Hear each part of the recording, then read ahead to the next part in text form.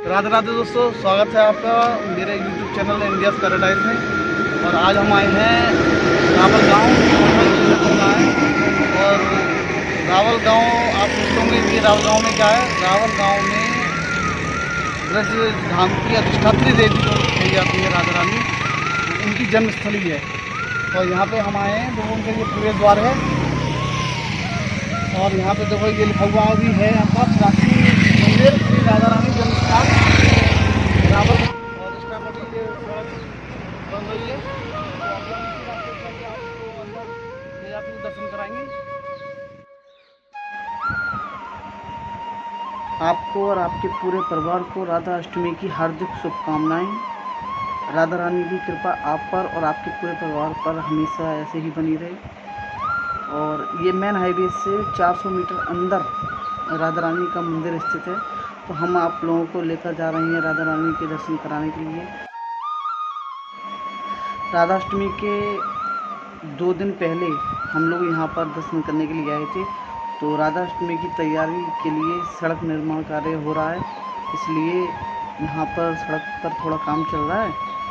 और हम आप लोगों को बस कुछ ही देर में राधा रानी के चौखट पर आपको ले जाएंगे और वहाँ से उनकी भव्य दीदार कराएंगे।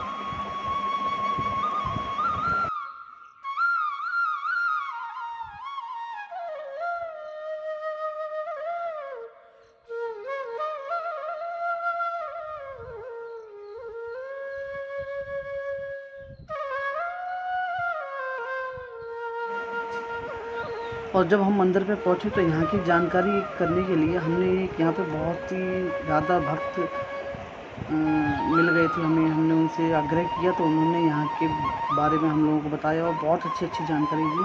तो आइए आपको हम सुनवाते हैं कि उन्होंने हम लोगों को इस स्थान के बारे में क्या क्या बताया।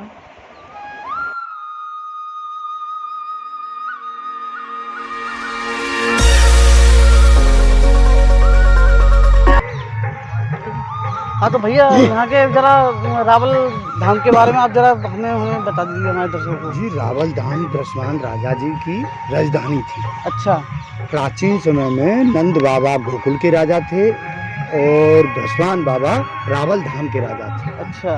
और ब्रजमान बाबा के 11 लाख गाय थी, नंद बाबा के यहाँ 9 लाख गाय थी। अच्छा अच्छा। जब कंस का लाला के बचाव के लिए नंद बाबा बेचैन हुए और कंस से बचाने के लिए लाला को लेके गोकुल से नंदगाम चले गए। अच्छा। तो ब्रजवान राजा जी ने ऐसा विचार किया कि यहाँ जो है मेरा यार ही नहीं रहा गोकुल में, और मैं भी यहाँ रह करके क्या करूँगा, और पता नहीं कंस मेरी लाली को भी कोई परेशान करे आगे चल के, तो वो भी बरसाने चले गए। अच्छा। ये दोनों मित्र थे वो, और उन्होंने सोचा कि मैं जब हमारा एक मित्र वहाँ चला गया तो हम भी यहाँ क्या करेंगे, इसलिए वो भी चले गए। अच्छा, अच्छा। असल में हमारी राधा रानी जी का प्राकट्य जो हुआ वो हमारे ब्रजमान राजा और माता कीर्ति जी की तपस्या से हुआ। अच्छा, वो प्रतिदिन जमुना स्नान करते थे। एक दिन जमुना स्नान के लिए जब भोर में आए तो एक कमल का फूल और एक टेंटी के पेड़ में आकर के उलझा हुआ है और पानी के बहाव में चमकता हुआ एक सूर्य की तरह कमल के फूल को उन्होंने देखा। तो कमल का फूल किस जगह पे मतलब देखा था? जी, जो हमारे गर्भगृह है राधा रानी जी का रावल धाम में, उसके पीछे मंदिर के ऊपर में खड़ा है। अच्छा, जिसका कोई जमीन में जड़ नहीं जाता है। अच्छा। प्राचीनतम पेड़ बताया जाता है। अच्छा अच्छा अच्छा। तो उस पर राधा रानी जी का प्राकट्य। तो यानी कि यमुना जी जो थी यहाँ तक बहती थी पहले? जी जी, यमुना जी बिल्कुल गर्भगृह के नजदीक होकर के जाती थी। अच्छा, जो अब काफी दूर, जो अभी यहाँ से 200 मीटर दूर चली गई है। अच्छा, ज्यादा दूर नहीं है। और जो बगीचा है ये राधा रानी जी का विशिष्ट तपोभूमि बगीचा है। अच्छा, ठाकुर जी गोकुल में जन्म लेकर के राधा रानी से मिलने जब तीसरे रोज रावल धाम में प्रकट भये तो ठाकुर जी वो बंसी बजाने लगे तो राधा रानी प्रकट हुए। तो एक प्राण दो देही के नाम से ये वृक्ष एक यहाँ पर मशहूर हुआ जो आपके सामने है। और इसकी ये महिमा है कि ठाकुर जी ने जब बंसी बजाया तो तीनों लोकों में ठाकुर जी की इस बंसी की धुन से प्रकृति ठाकुर जी मय हो गई। सभी जन प्राणी हर मानव ठाकुर जी का हो गया। जब ठाकुर जी के हो गए तो सभी देवता विचलित हो गए।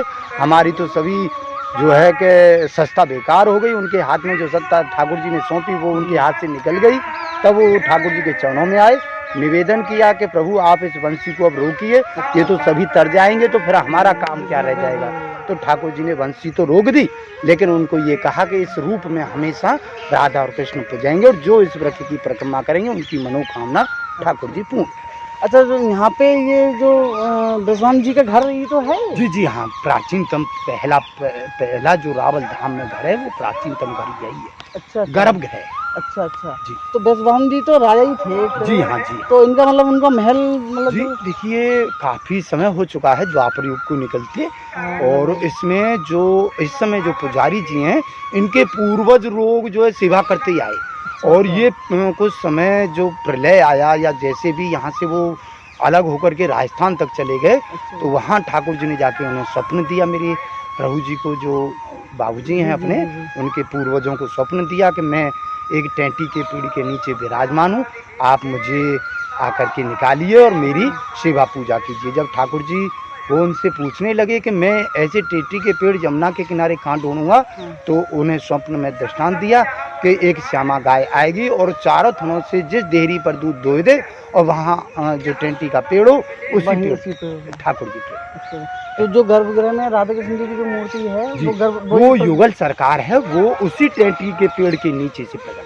अच्छा अच्छा, कोई खंडित नहीं है, कोई बाजार की मूर्ति नहीं है, वो मेरी माता जी जो सेवा करती हैं वो ठाकुर जी की। तो यहाँ जन्म हुआ था और फिर जब वो वहाँ जाके बस गए थे तो वो वहाँ बरसाने में फिर वो किशोरी रूप में। देखिए हाँ जी, यहाँ जो राधा रानी जी का स्वरूप है वो लाली लाडली लाडली यानी लाली, छोटी लाली को लाडली बोला जाता है। अच्छा अच्छा, लाली तो लाली ठाकुर जी और लाडली उनका प्रिय नाम है। और बरसाने पहुँच करके जब युवा हुई है तो उनका नाम किशोरी।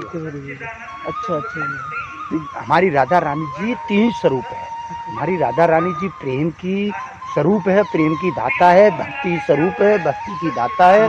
और राधा रानी दयामयी, वो प्रकृतिमय है, वो प्रकृति और भक्ति और प्रेम, ये तीनों वस्तु मेरी राधा रानी जी के चरणों से निकल। अच्छा, ये स्थान जो है वो अभी ज़्यादा प्रचलित नहीं है, हमें लगता है। जी, प्रचलित इसलिए नहीं है, ग्रामीण क्षेत्र है और राधाष्टमी जो आपका पर्व आता है उस पर विदेशों के देशों के दिन प्रतिदिन यहाँ श्रद्धालु आते रहते हैं। क्योंकि यहाँ का ऐसा है, जब हमारी बरसाना आपका प्रसिद्ध है, वो हाईवे से टच है और दूसरा जो है परदेशियों के उसमें आ जाता है, गोवर्धन और नंदगाम के जो बीच। अधिष्ठात्री देवी कहा जाता है राधा रानी का, उनका ये जन्मस्थली है। जी जी, तो कायदे में ये तो प्राइवेट मंदिर होने के कारण ज्यादा तरक्की नहीं हो पाई यहाँ। और अगर बड़ा मंदिर सरकारी होता तो सब लोग तरक्की।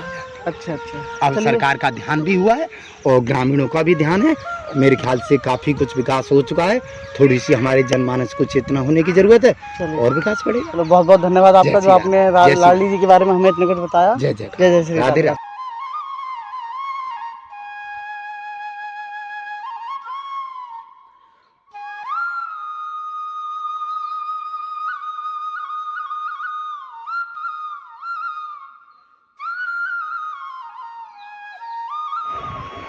यह है रावल राधा रानी देवी मंदिर और हम खड़े हैं इस वक्त उनके प्रवेश द्वार पर और हम आप लोगों को अंदर लेकर जा रहे हैं और आपको राधा रानी के लाडली स्वरूप के दर्शन कराएंगे। और उनकी इतनी प्यारी छवि है, मैं आपको बता नहीं सकता, मैं अपने मुंह से उनका वर्णन नहीं कर सकता। इतनी सुंदर कि मैं तो बस उनको निहारता ही रहा, मेरा हटने को मन नहीं कर रहा था। तो अब हम आप लोगों को दर्शन कराने जा रहे हैं।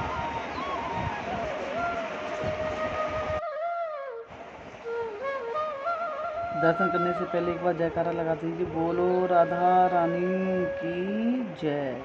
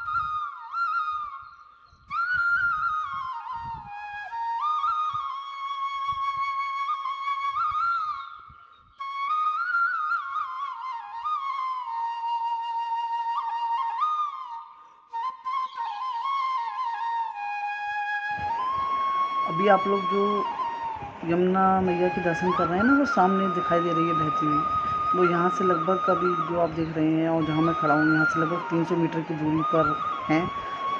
और उस वक्त जब राधा रानी का जन्म हुआ था द्वापर युग में, उस वक्त यमुना नदी बिल्कुल यहीं पर बहती थी और इसी यमुना नदी में यहीं बहते हुए कमल के फूल में राधा रानी प्रकट हुई थी। और यहीं वृषभानु जी की कीर्ति मैया को राधा रानी मिली थी।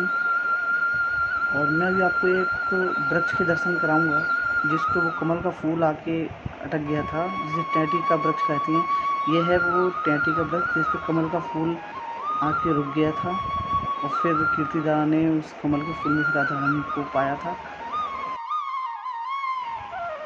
गोलोक धाम में भी ना मिले जो वो सुख, राधा रानी तेरे धाम में ही। कितनी भी बड़ी विपदा हो चाहे समाधान तो बस से राधे तेरे नाम में ही। तो दोस्तों वीडियो पसंद आई हो तो लाइक कमेंट और शेयर कीजिएगा, सब्सक्राइब करना ना भूलें और मेरी नई नई वीडियो देखने के लिए बेल आइकन ज़रूर दबाएं। और बस आप लोग मुझे अपना प्यार और आशीर्वाद देते रहें ताकि मैं ऐसी ऐसी वीडियो आप लोगों के लिए लाता रहूं। जय श्री राधे, जय श्री कृष्ण।